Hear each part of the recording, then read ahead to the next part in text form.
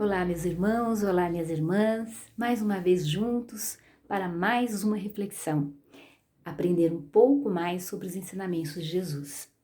Antes de iniciarmos, vamos fechar os nossos olhos para nos acalmar da correria do dia, que foi hoje, silenciando a nossa mente, aquietando o nosso coração e levar os nossos pensamentos até Jesus.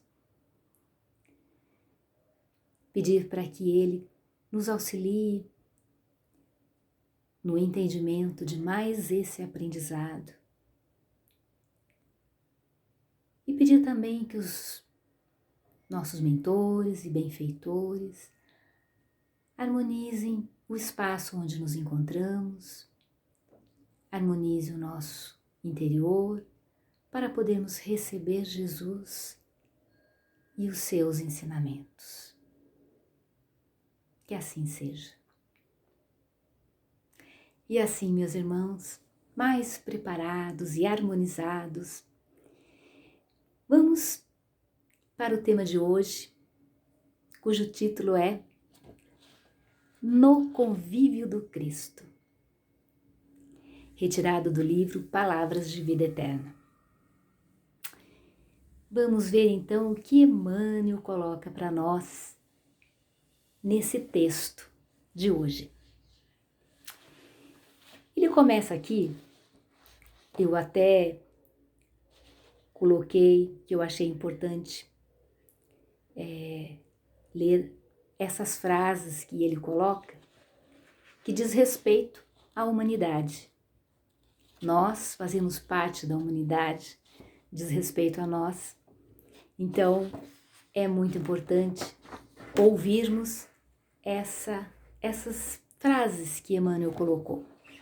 Então, ele começa assim: é comum ouvirmos observações de companheiros abatidos. Então, ele vai citando algumas frases. Quais são as observações que são comuns? Então, vamos ver. Fixarem emoções e pensamentos em pessimismo e azedume. Então, ele coloca que são aquelas pessoas que fixam o pensamento sempre no pessimismo e são pessoas azedas, né? Pessoas amargas, né? Então, imagine aquela pessoa que sempre diz: ah, isso não vai dar certo, ah, deixa pra lá, não vou conseguir, não vou nem tentar porque eu sei que eu não consigo, eu não sou capaz disso, ah, isso daí não vai dar certo, não vou nem fazer porque realmente não vai dar certo. Então, aquela pessoa que nem tenta, porque para ela tudo não vai dar certo, é aquela pessoa pessimista mesmo, né? Então, imagine que uma pessoa desse jeito. Aí ele continua falando aqui, escrevendo esse texto dele aqui. Caminham transportando consigo mágoas e desilusões. Então, aquelas pessoas que carregam sempre as mágoas e as desilusões. Então, aquela pessoa que não consegue se desfazer das mágoas e vai adquirindo mais e mais mágoas. Se deixa magoar pelo que o outro falou, se deixa magoar pela atitude do outro, né? Porque não é o outro que magoa, mas é a gente que dá essa permissão, né? Mas são aquelas pessoas que estão sempre magoadas, sempre tristes, sempre cabeça baixa e se magoam com tudo. Então ele continua citando. Falam de experiências dolorosas da própria vida, empregando 1000 frases tortuosas. Ou seja, é aquela pessoa que gosta de contar, né, as coisas, né, ruins que aconteceu na vida, mas em vez de simplificar com uma frase, Não, aí vai enrolando, vai falando, vai aumentando, vai dando ênfase àquela situação difícil pela qual passou, ou aquele problema que houve na sua vida, e aquela coisa ruim que aconteceu. Então gosta de florear, gosta de usar muitas palavras, sempre para dar mais ênfase e dar mais sentido àquele sofrimento, àquela dor. Ainda ele continua. Dramatizam desencantos. Então, continua aqui. Aquelas pessoas que gostam de dramatizar. Tudo o que acontece, gosta de dramatizar. Então, se viu uma situação na rua, por exemplo, vai contar para outra pessoa, aí vai e dramatiza mais e fala como se estivesse comentando em câmera lenta aquele drama, aquela tragédia, para que a pessoa receba aquilo com mais sofrimento ao ouvir, né? Aquela pessoa que gosta de dramatizar as coisas que acontecem, mesmo que não sejam tão dramáticas assim, mas gosta de dramatizar. Reconstituem doenças passadas. Então, as pessoas que adoram falar do problema de saúde que teve. Então, se teve um problema, uma doença, alguma coisa ruim, então ela gosta de dar ênfase para aquilo. Então, sempre está contando para alguém ou recontando para as mesmas pessoas aquela situação dolorosa, né? Aquela doença que teve, que foi sofrido, que foi... Então, fica revivendo aquela doença, fica carregando aquela doença com ela. Aquela doença já curou, já passou, já ficaram para trás anos, mas a pessoa gosta de estar revivendo, gosta de estar carregando no seu ombro aquela doença eternamente, né? Parece que aquele sofrimento, falar daquela doença, lhe faz bem, né? Ele continua, vamos lá. Queixam-se de ingratidões. Então, aquelas pessoas que vivem se queixando do outro. Ah, mas nossa, eu não esperava ouvir aquilo daquela pessoa ali. Ah, não esperava a atitude daquela amiga fazer isso para mim. Então, aquela pessoa que vive se queixando, encontra com um queixa, encontra com o outro queixa de um para o outro, do outro para o outro. É aquela pessoa que se queixa, tudo é motivo para se queixar, né? Não consegue falar outra coisa a não ser se queixar de alguém. Mas ele continua. Apontam prejuízos que sofreram anteriormente. Então, aqueles que tiveram algum prejuízo financeiro, algum prejuízo, sei lá, ou econômico, ou de alguma forma, tiveram prejuízo de algum jeito, ou na sua empresa, ou mesmo na compra que fez, tiveram algum prejuízo, e adora, então, estar contando o prejuízo que tiveram. Não, aquilo já passou, já ficou para trás, já foi resolvido, mas gosta de estar sempre lembrando aquilo. E a última frase que ele cita: contam episódios tristes do passado. Bom, são as pessoas que gostam de só contar tristeza. É aquela que encontra com os amigos e ao invés de estar feliz e falar de coisas boas, de algum momento feliz que passou na sua vida, alguma alegria que teve na família, alguma alegria que teve numa viagem, enfim, não, prefere falar dos episódios tristes. Então, aquela tristeza que houve na sua família, aquela tristeza por ter visto um fato ruim acontecer, então gosta de falar só de tristeza. Então, resumindo o que Emmanuel coloca aqui, a pessoa, em todos esses tópicos aqui que eu li, é aquela pessoa realmente pessimista, que não acredita em nada e que adora se fazer de vítima até, exaltando a sua doença, exaltando a negatividade, para que os outros até tenham um pouquinho de compaixão, assim, sei lá, né, passa a mão na cabeça, mas são aquelas pessoas negativas, aquelas pessoas pesadas, porque estão carregando aquele fardo de negatividade. E imagina o que essas pessoas atraem, né? Atraem a espiritualidade, né? Que está também nessa situação de negatividade, então acaba unindo a ela, tornando esse peso ainda maior.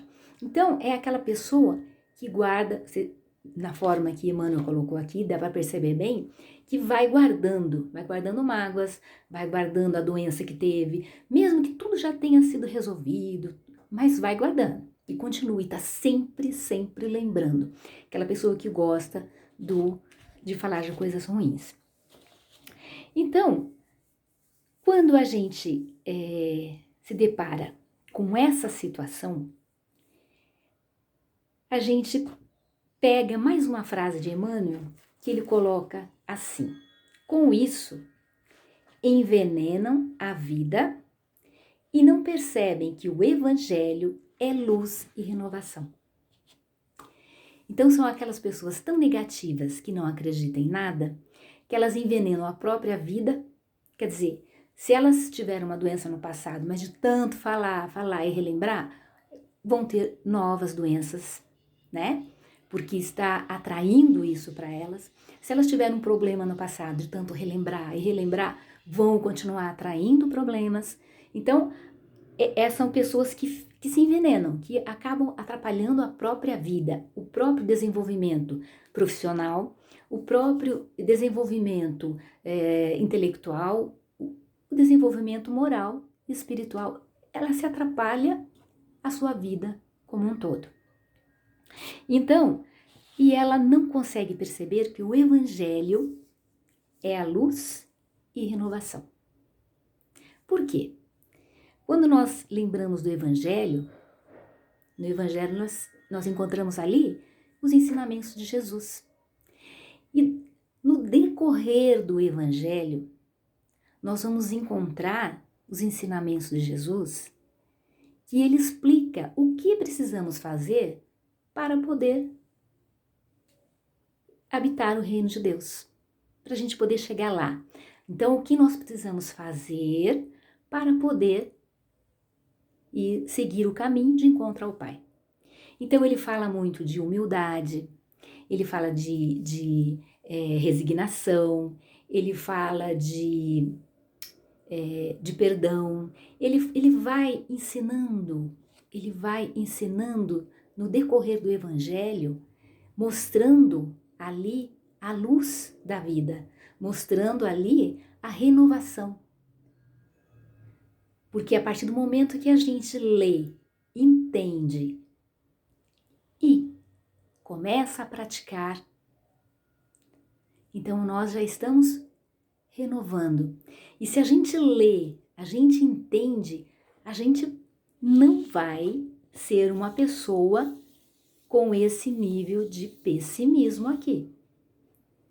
Porque se a gente crê em Deus, se a gente lê os ensinamentos de Jesus, vê como tem que ser, como é que a gente tem que ir em frente, que a gente tem que ir à luta, que a gente tem que ser otimista e não pessimista.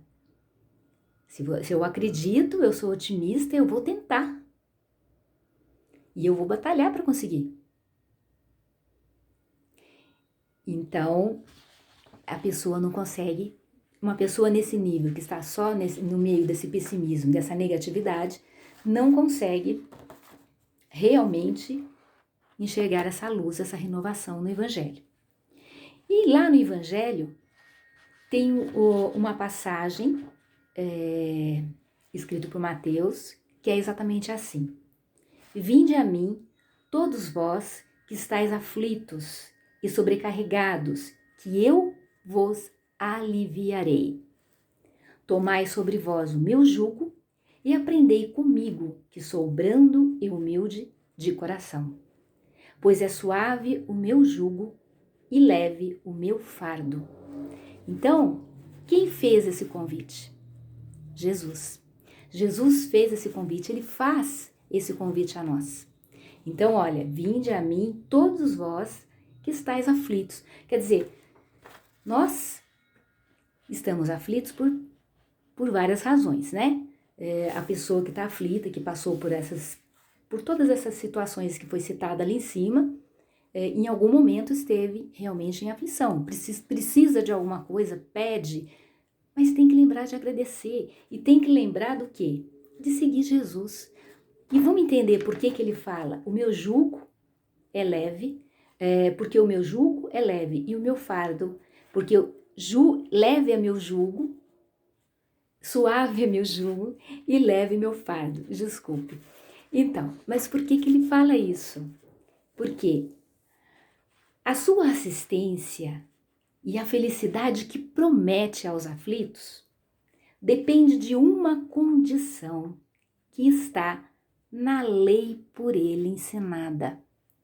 Então, quando ele fala isso, essa promessa que ele faz, depende de uma condição que está na lei por ele ensinada. Seu jugo é a observância dessa lei.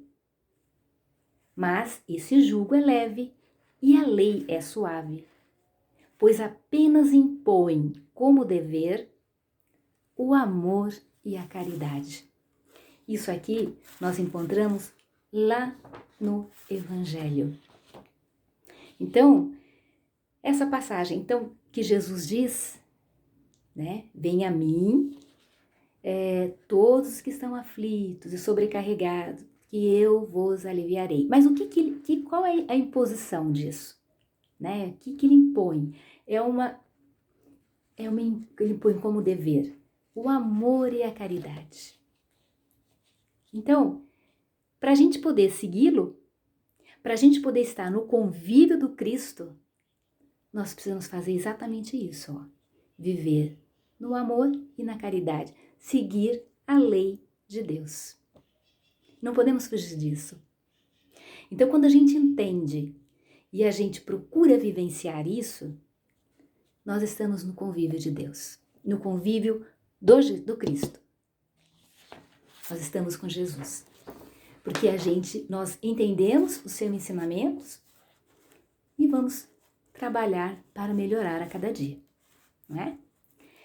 E aí, Emmanuel continua no texto. Pensa no melhor que te espera e busca voluntariamente o trabalho a fazer.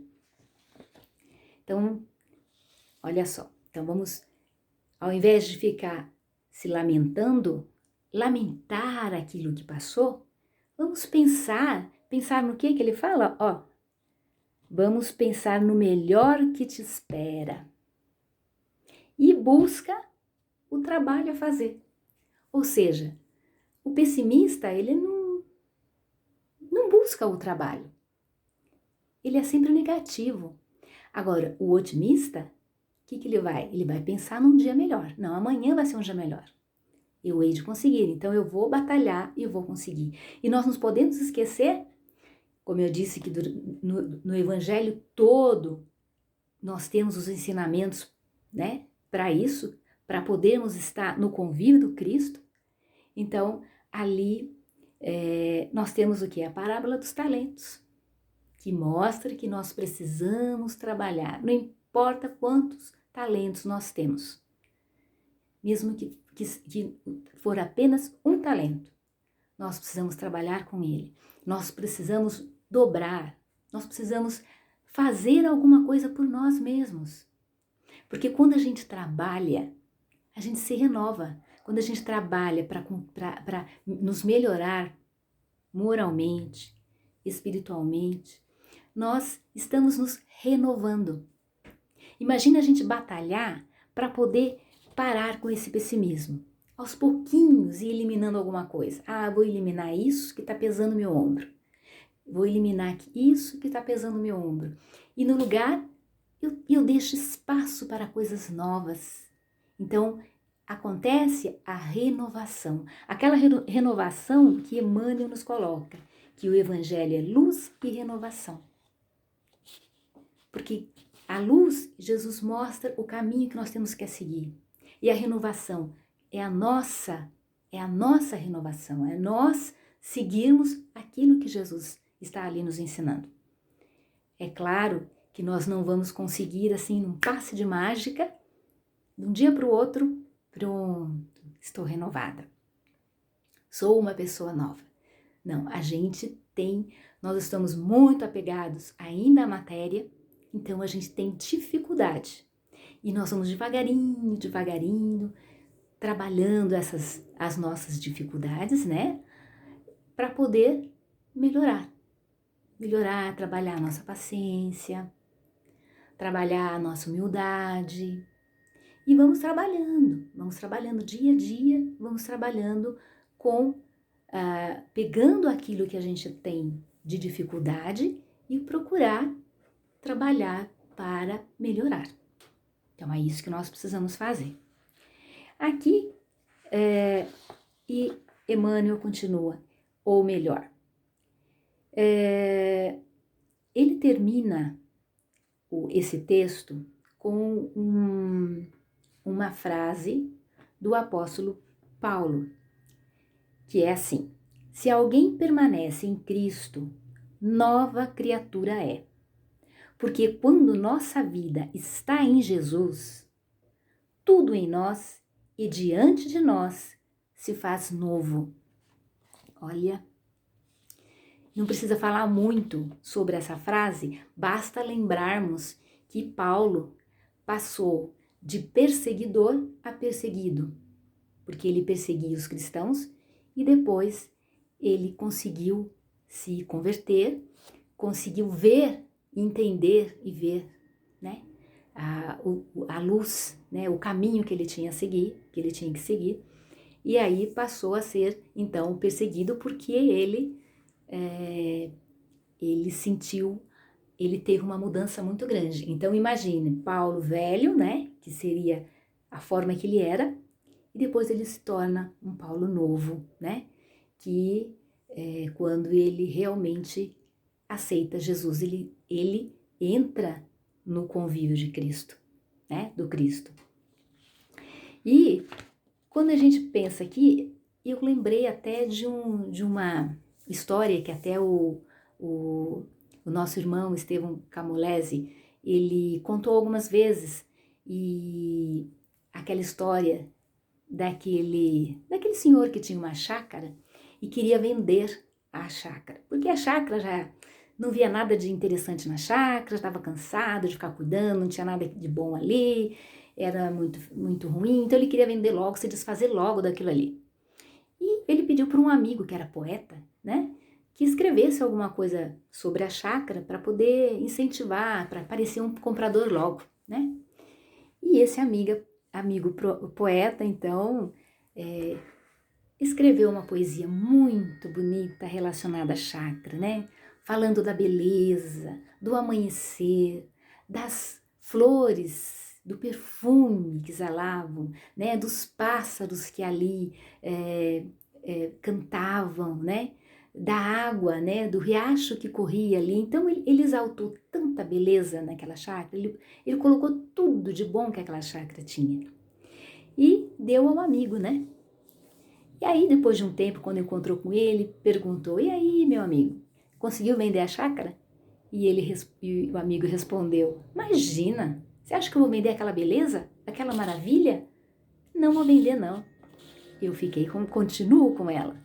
Então é exatamente isso. E quando a gente está com Cristo, a gente se torna uma outra pessoa, uma pessoa nova. E tudo que está à nossa volta se modifica também, se renova. Então a gente consegue ver as coisas com outros olhos, como esse senhor da chácara, né? Que ele só via as coisas negativas porque ele era negativo. A partir do momento que ele conseguiu se tornar uma pessoa diferente, ele conseguiu ver as belezas que havia na chácara dele, né? E não quis vender mais. Da mesma forma, tem uma outra história que daquele viajante que ficava de cidade em cidade, mudava para cá e para lá, e num dia ele estava chegando numa cidade, tinha um senhor, e ele perguntou: como é que é essa cidade aí? Aí o senhor perguntou para ele: como era a cidade de onde você vem? E ele respondeu: era uma cidade muito chata, muito ruim, as pessoas eram muito rudes, havia muito assalto, muito crime, muita maldade naquela cidade. Aí o velhinho que estava ali respondeu para ele: essa cidade é igual. Por que ele respondeu? Porque aquele viajante estava chegando ali já com uma amargura, uma negatividade, uma energia tão ruim dentro dele, que ele não ia conseguir ver coisas boas naquela cidade ali. Então o senhorzinho disse para ele: essa cidade é igual, porque ele vai ver exatamente aquilo que já estava dentro dele. E nós somos assim, né? Quando a gente não está bem, a gente não vê nada bem nas coisas. A gente não vê nada bom nas pessoas. Mas quando a gente está bem, a gente consegue ver as coisas novas. E continuando aqui, no Livro dos Espíritos, nós temos... Nossa, meus irmãos, já passou do horário. Eu vou ficar em dívida com vocês para finalizar aqui as questões do Livro dos Espíritos. Mas espero ter podido esclarecer um pouco, explicar um pouco a respeito do convívio do Cristo. Porque para que nós possamos, então, melhorar a cada dia. Porque o que eu queria passar aqui, que estava no Livro dos Espíritos, é que não é fácil, não é de um dia para o outro que a gente vai conseguir se libertar. Mas é trabalhando grãozinho em grãozinho, de pouquinho a pouquinho, e fazendo o que Santo Agostinho disse? Fazendo sempre uma autoavaliação. Olhar para dentro de nós mesmos. Porque tem uma bela frase ali, tanto falado ali no Livro dos Espíritos como no Evangelho, que diz: conhece-te a ti mesmo. Então nós precisamos olhar para dentro de nós e nos avaliar diariamente, procurando as nossas falhas, procurando as nossas fraquezas, para encontrarmos o que precisamos melhorar, o que precisamos de fazer para sermos melhores e ajudar ao nosso crescimento e ajudar ao próximo. E meus queridos irmãos, para finalizar, eu separei aqui do convite, desse livrinho aqui, Convite de Sheila, e eu separei um pedacinho, eu nem vou ler tudo porque nós já passei do horário, O Mundo, Jesus e Tu. O mundo muitas vezes te chamará ao revide. Jesus, porém, te convida à tolerância. O mundo muitas vezes te induzirá ao orgulho. Jesus, porém, te chamará à humildade. O mundo muitas vezes te insuflará o ego. Jesus, porém, te reclama a caridade. O Cristo que há em ti, porém, continua falando ao teu espírito, para que tu, ouvindo a voz da razão e do amor, abençoes o mundo e teus semelhantes, oferecendo a todos mais paz e fraternidade, agora e sempre.